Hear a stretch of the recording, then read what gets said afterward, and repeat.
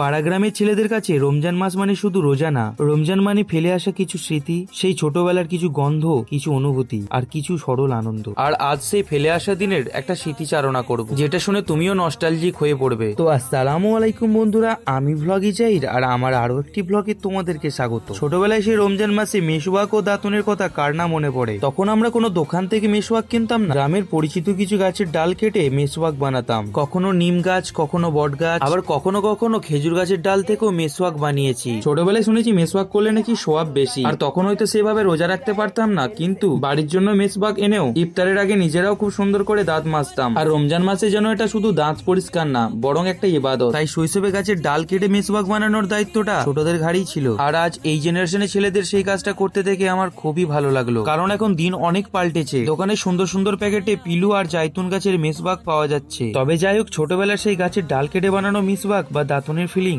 সেটা আর কোথাও পাই না। আর তাই তো বলি, রমজান শুধু রোজা না, এটা আমাদের শৈশবের স্মৃতি, গ্রামের মাটির গন্ধ আর সহজ সরল জীবনের গল্প। বন্ধুরা, তোমাদেরও কি এমন কোনো স্মৃতি মনে আছে? কমেন্টে জানিও। সবাইকে আমার তরফ থেকে রমজান মোবারক।